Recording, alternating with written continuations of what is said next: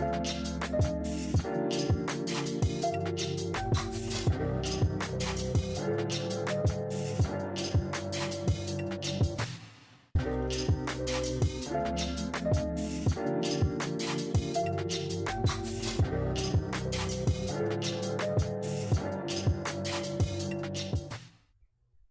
evening, everyone.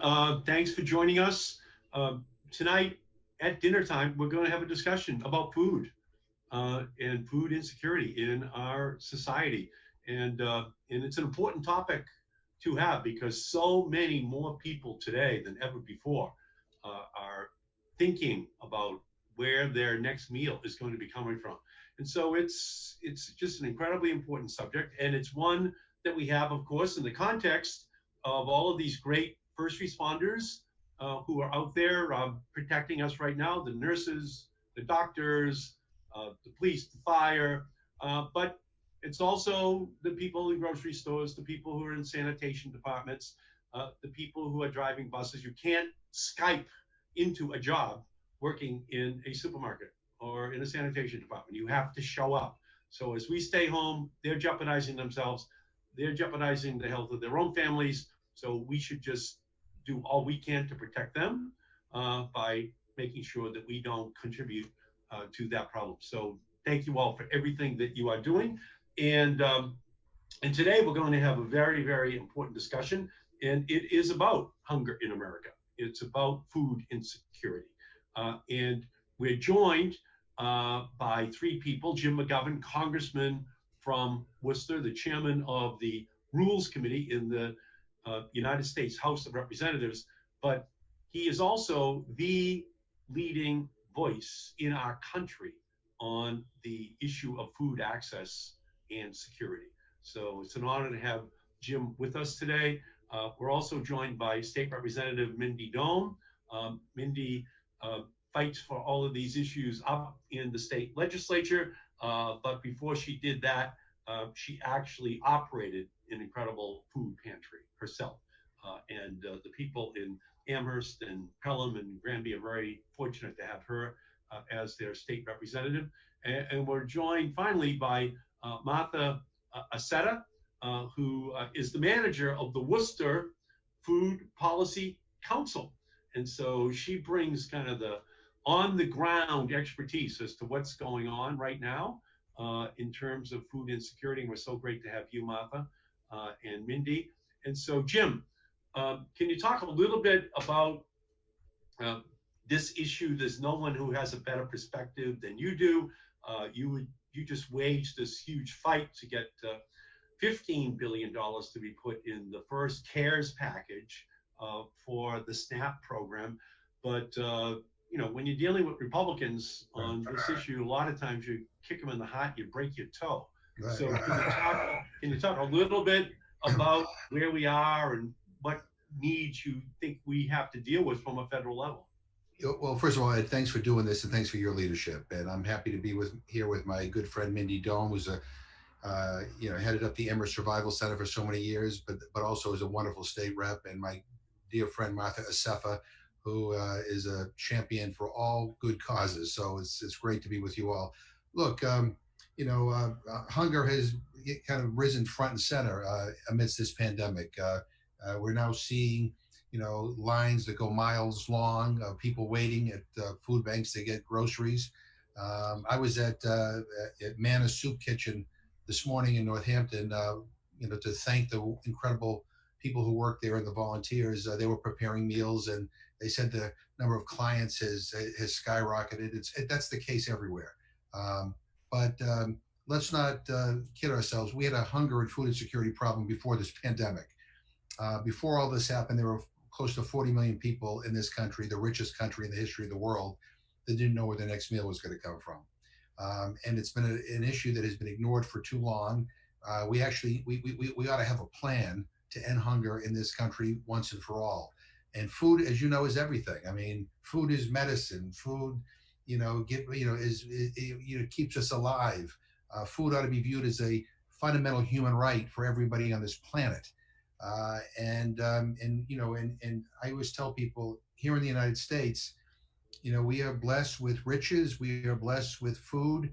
You know, and so hunger is not a reality because of lack of resources or lack of food.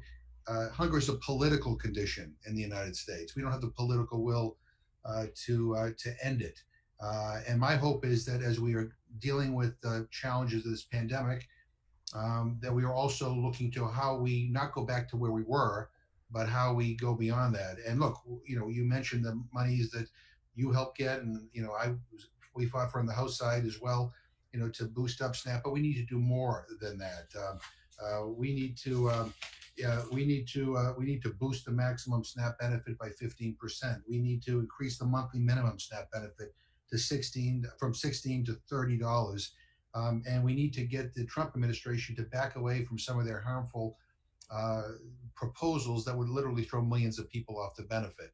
So this next package that you're going to work on in the Senate and I'm going to work on in the House, we need to make sure that it doesn't go forward without addressing this issue of food insecurity and ways to help boost up SNAP. Right. There's a lot of people right now, Jim, who never thought they were going to have to go Right. outside of their own home in order to get food, and they need it now. You can see the lines in city after city. So this is a new phenomenon for a lot of families in our country. Well, when you talk to the people like I talked to today at the Manna Soup Kitchen, I was at Jenny's food pantry in Leominster last week. I mean, they're seeing new clients, people they've never seen before. Um, but but they'll also tell you that they had too many old clients, too many people that you know in the past had to rely on this. So look, if we don't do anything, if Congress doesn't, if you can't, if we can, you know, override Mitch McConnell in the Senate and go against and get this administration to accept some new investments in this in our food safety network, you know, we're going to have a humanitarian crisis in this country, the likes of which we have never seen. And this is real. And by the way, you know, a lot of the people on SNAP, even before this happened, the majority of people who are able to work actually worked. They were getting paid so little they still qualify for the benefit. Now we have a whole bunch of other people that are without jobs. And, you know, we need to provide them the security of knowing they can put a meal on the table for their families. I don't think that that's a radical idea. You know, I don't think it should be the subject of a ideological debate. I mean, you know, during times like this, our country needs to come together. We need to have each other's back, and we need to make sure that people have enough to eat.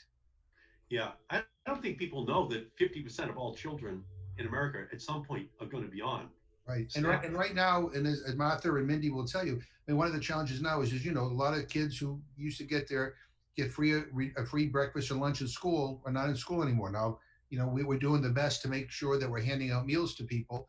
But not everybody can get to the location. I mean, yesterday I was in Millbury at a grab and go, setup that they have at one of the schools in Millbury. And again, they gave out over 220 meals in the matter of an hour.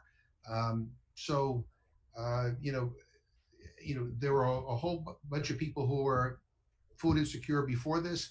Now there's a whole bunch more, and we need to make sure that the immediate needs are met. But you know, we're gonna, you know, you and I will continue to work. We need to not get back to where we were. We need to get beyond that because we're seeing these inequities highlighted in this pandemic. But these inequities always existed. We have to go beyond the status quo. And a lot of people are seeing it through new eyes for the first time because their families or someone in their family is impacted. Look at, I see too many, you know, my two sisters teach in the Worcester public school system. You know, they introduced me to some of their pupils, their kids, who are food insecure, who are hungry. When you see a child who is hungry, it breaks your heart. And if it doesn't, you're not human. And there's no child should go hungry in this country. Nobody should go hungry in this country. And again, a lot of the people who are struggling are people who are working before this, and now we have this pandemic when people are told they can't come to work; they all have to stay home. So, you know, we need to rise to the occasion.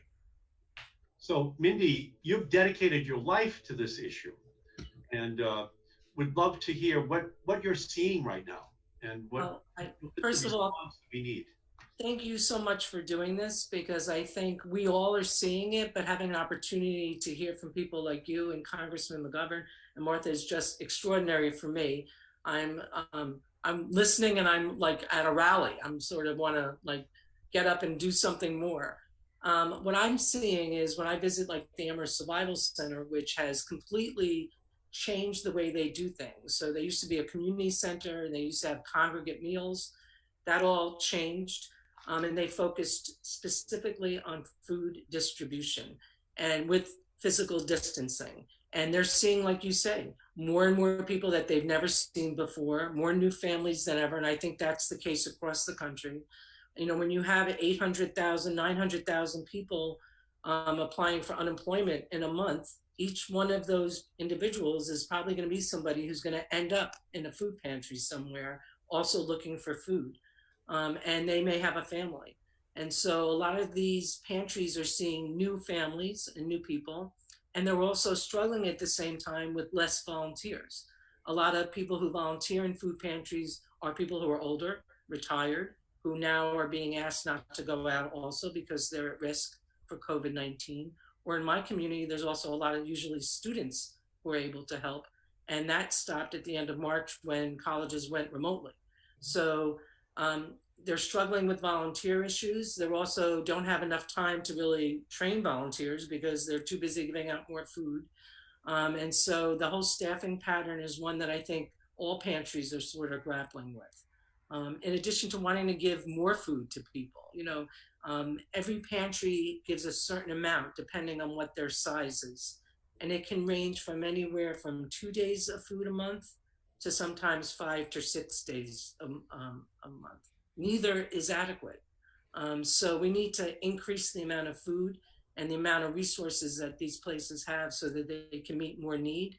And I'm a big believer in food pantries also being able to distribute personal care items like diapers, soap, menstrual products, toilet paper. You know, we heard a lot in the beginning of the pandemic of people hoarding toilet paper. Well, those weren't the folks who were going to food pantries because they're getting one roll at a time. But they need more. They need to access more. So we need to. I agree completely with Congressman McGovern. We need to think differently, and we need to recognize that the pandemic almost gives us an opportunity to propel forward. You know, the fact that there are so many more people who've never been in a pantry before means that for them, their awareness is now changed about who needs a pantry, why they need it, and how much more those pantries need to offer. My experience has always been that people have used a food pantry in the past. When they come out of those hard times, they are some of the most grateful, active, and activist people in terms of food security. We need to sort of tap into that. Can I say this? Can I say this to you, Mindy? That you just said something that's very profound. And I think for a lot of people who are watching this, it's kind of a revelation that when people come to a food pantry, they can also walk away with one roll of toilet paper. That's their life, huh? And they're there basically dependent upon a food pantry to help them to provide an essential when all across the country people are hoarding toilet paper. But that's the life of millions of people in America as we sit and talk this evening. Yes, exactly. It can be. I mean, I think that all the time about how much I also take advantage and just have assumptions about my own life and my own ability to, my own capacity to meet my own needs without assistance and where I need assistance. But I think we can sort of look at the folks who are coming in as new to pantries as also potential new activists for food security. Because of their experience and their awareness about, and their very acute awareness about what need is like right now. I'm hoping that that can be channeled, and I'm hoping that some of these other kinds of provisions like the pandemic EBT that allows for kids who normally were getting school meals but whose families were not getting SNAP to automatically get SNAP. Like, why don't we do that all the time? Why does there have to be a disaster to recognize that kids are hungry? That means their families are hungry. I'm hoping that we can move forward, and I'm hoping that 900,000 people who are unemployed are actually going to help us move forward. Fabulous. So, Martha, how has your organization, the Worcester Food Policy Council, how has your organization had to change, to adapt to this era of coronavirus? What is happening on the ground that you've had to do to adjust to this flood that has now been created in terms of a need for food? The first couple weeks was like a lot of like Zoom meetings, and I realized that the more I talked to the folks that were in the pantries and the amazing heroes that are coming to the pantries, that I needed to be spending a lot less time on Zoom and a lot more time in my car. And I realized that with transportation being down, with so many people with chronic illness, with our amazing seniors, and with single parents at home with multiple children, the biggest gap was actually delivery, and that was needed more than a lot of other things. So I've still been keeping my eye on a lot of policy and doing a lot of my policy activisty type work at night, tapping into a lot of local conversations about the local food system, supporting farms, supporting organizing, because we are in an important time, and helping people turn their stories into advocacy, just like you said, Mindy, and then spending a large amount of time in my car.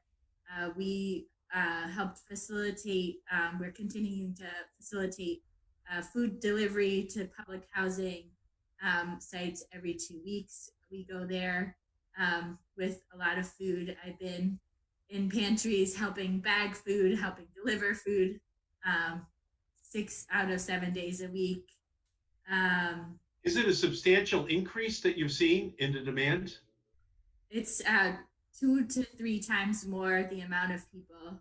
2 to 3 times more people are now coming to the food pantries than they were before coronavirus. And I think the thing that's hardest is that coronavirus. So like I saw hunger before, but coronavirus has like taken down whole networks at once, right? And so the support systems that people used to have to sort of get through the crisis used to exist, and now So give an example for a family what you're talking about in terms of a network collapsing. So just give like a real life example of how that would just come unraveled in coronavirus. So neighbors used to be able to support neighbors, right? Especially the seniors. I've been talking to a lot of seniors. They used to like sort of have like collective buying habits. They used to go out, shop together. One person would take care of another. But now that whole network is like completely down. Families are not able to interact with each other. One of the biggest things we've been realizing is like limiting the number of people that have contact with everything, right? So it's like you don't want to bring 100 volunteers to go solve something, because then you're making this crisis worse. So just like thinking through the safety and the logistics and minimizing the number of people that are spreading the virus and bringing it and doing it in the most safe way, that's been one of the hardest things to figure out. And then just like, a lot of the undocumented community, I am super worried about. I've been doing a lot for that. Recently, the amount of single parents who are COVID positive with children who can't cook, they're not able to get out of, isolation because they don't want to get their kids sick. Like, we still don't have enough options for those families around like prepared food that can get to these families while they go through this quarantine. I feel very, very much like we're doing a drop in the bucket, and we need to be doing so much more. I feel like 5 weeks in, I still don't feel like I have a good enough answer. And that's our job. We have to help you. We have to fight to get more resources there. So Jim, the Senate's going back in on Monday, Jim, and Mitch McConnell's bringing us back. And the first order of business, is it to deal with food insecurity? Is it to deal with the lack of masks or the lack of tests? No, we're going to be voting on the Inspector General for the Nuclear Regulatory Commission. Then we're going to be taking up a federal circuit court judge who's a buddy of McConnell's to consume the week. And so I'm saying, can we work on the coronavirus pandemic? Can we work on the impact it's having on ordinary families? Are you bringing everybody back just so we can take care of the Nuclear Regulatory Commission Inspector General? That makes no sense at all. So what would you like to see, Jim, in a fourth package, a big package that we would be working on in terms of this food insecurity issue in the United States? Well, first of all, we should have dealt with this again in the last package. And the reason why we didn't was because Mitch McConnell would have none of it. And the president also refused to entertain any initiatives to try to help alleviate the stress of food insecurity and hunger. So they don't share our values. I mean, that is clear.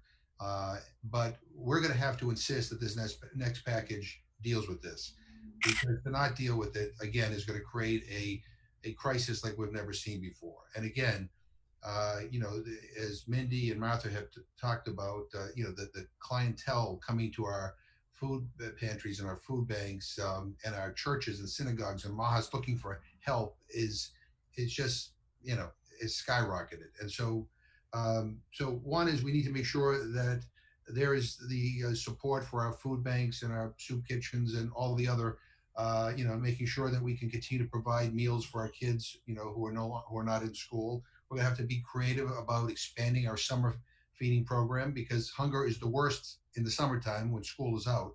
So we need to find more creative ways to get food to people, especially at a time when we're not supposed to congregate. And again, we need to boost up the SNAP. We need to boost the maximum SNAP benefit by 15%. We need to increase the monthly minimum SNAP benefit, which right now is $16 a month, to at least $30.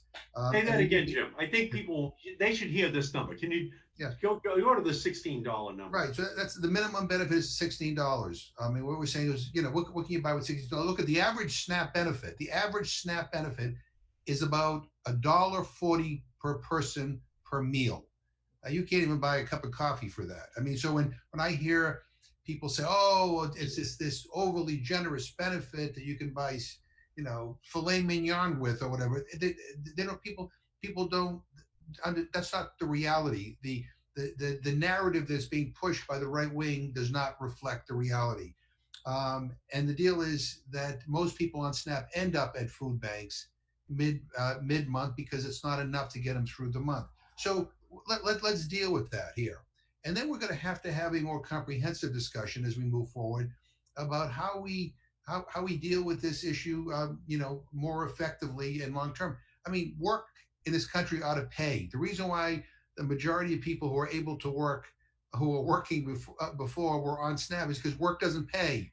We all say, "Oh, people should get a job." They're getting a job. They're doing everything right, but they still earn so little they qualify for this benefit. So let's start demanding that work pays a livable wage, not a minimum wage, but a livable wage, so that people don't have to live in poverty. And we could start there. That would go a long way to helping people become more food secure. And and look, we also need to understand it's not just about food; it's about quality food. It's about making sure people have access to nutritious food. Every one of our schools should have a kitchen. I mean, we have a lot of schools, that do not have kitchens. So we have local farms that want to provide local produce. Some of these schools don't have a place to store it, so they can't take it. Because we also have to understand that food is medicine. Good nutrition can help combat diabetes. Good nutrition can help combat obesity. Good nutrition can help people actually focus on their studies in a classroom. And I always tell people, those school meals, for example, are every bit as vital to a kid's ability to learn as a textbook. Mm-hmm. I mean, if you're hungry, you cannot learn. And if you're hungry, your immune system is compromised. You're more likely to have other illnesses. And so the cost of the status quo is enormous. So let's get through this emergency, and then let's bring everybody together who has a stake in this and actually develop a holistic plan to end hunger in this country, end food insecurity once and for all. I tried to get President Obama to do that. We weren't able to get him to tackle this issue as holistically as I wanted. He did some good stuff, and I want to applaud him and the First Lady who did some great stuff on nutrition. I do not want to task Donald Trump with with coming up with a roadmap to deal with this issue, because I don't think, again, his heart is where it needs to be on this. But certainly for the Congress and for the next president, this has to be front and center. We can no longer ignore this. And just one final thing, the media has to be with us more on this issue and understand how important it is. Again, 40 million people before this were food insecure in this country. And yet, in all the debates that we've seen, not a single question was asked about this. We only are reading stories now because people are seeing the lines that are just so sad. But we need to fix this problem. And again, this is a political condition. If we have the political will, we can solve it. This is something we can solve, in a relatively short period of time. And it shouldn't be a partisan issue. It used to not be. George McGovern and Bob Dole used to work together on this. We were making great strides in the 70s to ending hunger, and then everything broke apart, and now it's become partisan, unfortunately. But partisan or not, we need to deal with it. Yeah, and you are so right, Jim. Hunger cannot be a partisan issue. It has to be nonpartisan. Right. You can't have children hungry in America. You can't, like you're saying, you can't have anyone. And so we're going to need a lot of people to step up, to have the courage now to stand up and say, we can't have this situation continue in the United States. Look what's happening. And the lines in Chelsea and Lawrence and Worcester, you name it, the lines are just sad, tragic every single night. And government has to step up. As Mindy will tell you, who ran the Amber Survival Center, and Martha will tell you, who is dealing with so many organizations, charities and food banks and food pantries they're overwhelmed right now. So we need, on the federal level, to step up and do what is not only appropriate and what is not only right, but we need to demonstrate our humanity by championing this issue. And I know you're doing it in the Senate, and we're trying to do it in the House, but this next package has to address this issue. Yeah, and it was immoral. I think it's immoral when the Republicans just try to straight arm us in this last package and say, no, we cannot deal with this issue of the impact that food insecurity has on millions of families. But we're heading towards a mighty showdown in this next package. I don't think the Republicans fully appreciate yet the intensity of the passion that we're going to bring to it. So, Mindy, if you've got, what's your final message to people who are watching here this evening? What do you want them to know about this issue? Well, I want them to know how fantastic we have in our delegation in Washington, and what champions we have, and how we have to have your back. And it's a partnership. I also want to say it's not just the federal government we have to make that demand of. We also have to expect our state government to be there. We have to expect us on Beacon Hill to provide more money for the Massachusetts Emergency Food Program. And we should be expecting our state legislators to support increases in programs like the Healthy Incentive Program, which allows people who get SNAP to double their SNAP when they buy fresh produce that's grown by Massachusetts farmers. So I think there's ways. I totally am with you. Anything I can do to help support increasing SNAP and keeping it at that level that's a livable level, as well as making sure we make those connections with jobs that pay well, homes that don't make people sick, and access to healthcare, and all of that with food security. But let's not forget expecting our state government to be there with us too, and to be shoulder to shoulder with our federal delegation, as well as to be able to allocate the funds we need to do on the state level to also shore up those networks. That would be, I think we can't let us off the hook. Fabulous. And Martha, what's your final message? What do you need in order for you to be able to help all those people who are in need? First, I just want to say thank you, Jim. I've learned most things about hunger from you, and your mantra around ending hunger and that it's a political condition is what gets me up every day. I do really need to see that 15% increase in benefits, because I can tell you it's needed yesterday. I need to see less red tape around prepared food for folks, especially during this crisis. Um, all of the amazing food and farms. I need the government to help with logistics. We have an amazing military. I'd like to see them helping out with food, getting the food off the farms and getting it straight into the hands of people. Because, like we said, our network is very taxed. I'd like to see grants, not loans, for farmers, for small business, so that this local economy can come back. I would like to see much more protections for low wage workers. I know a lot of people are striking tomorrow. I stand with them in their strike tomorrow. And then to everyone watching, I'd like to see you join us in organizing. Think about the Poor People's Campaign. Think about other movements. And more than ever, we have an opportunity to come together and reimagine what our broken food system could look like. And when possible, please shop local. The little local networks that are still existing in Worcester, they're thriving. They've been able to provide really quality food during this time when nobody else could. So to the viewers, please buy local. And lastly, to both of you, thank you for speaking up. I'll keep leaving you voicemails because, yeah, I mean, I'm not gonna lie, I've been incredibly depressed. Each person is in incredible crisis. You're doing a great job, Martha. Not to do a lot more. Hey, Ed, we're very proud of you, Jimmy. Ed, I just want to emphasize one thing Martha just said, and that is it is important to buy local and support our local farmers. Our farmers are incredible, and they're an important part of our economy. But they provide us safe, good, nutritious food, and I admire. I'm in awe of them. They are incredible, and they are so generous in terms of helping alleviate the issue of hunger. So we want to support our local farmers. And but if we can, before we lose you, our national expert, every night we see people dumping milk out.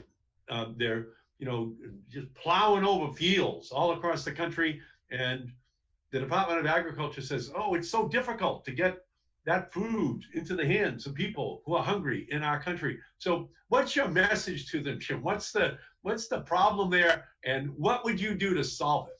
Hey, when I was a little kid and I would leave food on my plate, my mother would say, "Eat it," because if you don't, it's a sin to waste food.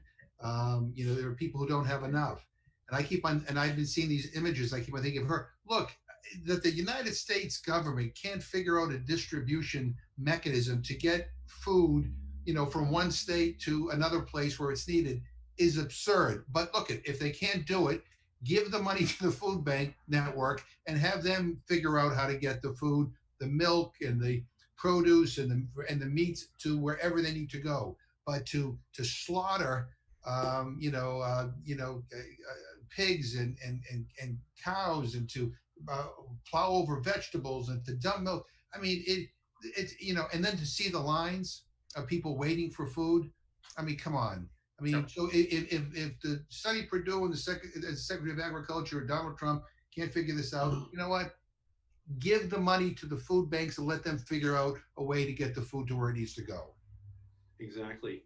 My father drove a truck for the Hood Milk Company, and so we were on the retail end of it, like on the doorstep. But my mother and father took us once up to Beverly Farms, where all the cows were, to show us where the cows got milked, and then my father would explain how ultimately it winds up on his milk truck and then on the doorstep to people at 7 a.m. in the morning. So I could understand that delivery system. But the problem here is you can't legislate competence. It's hard to make Donald Trump and his cabinet competent to be able to solve this problem, especially if there's maybe even an incentive that Big Ag has not to solve it. Look, before this pandemic, and I think Mindy and Martha would agree with me, and I think you would as well, our frustration has been that poor people are oftentimes an afterthought. Mm-hmm. The worry now with this pandemic is that those very people become invisible.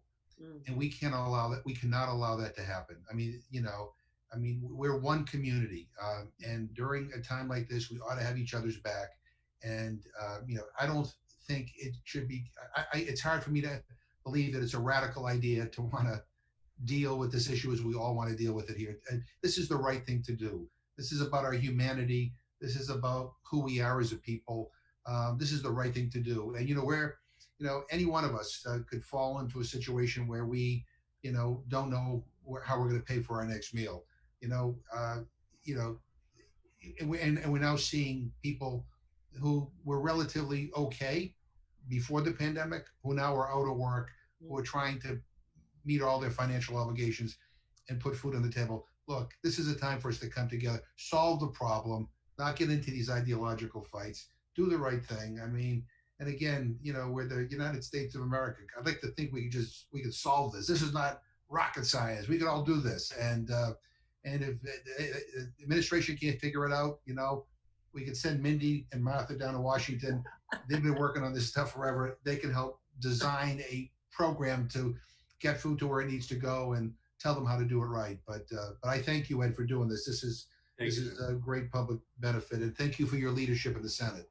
Thank you. I appreciate it, Jim. Thank you. Thank you, Mindy, thank you for your great leadership. Mindy, Martha, you're on the ground every day. Thank you. Keep your spirits up. Thank you, Ed. It's nice to see you again.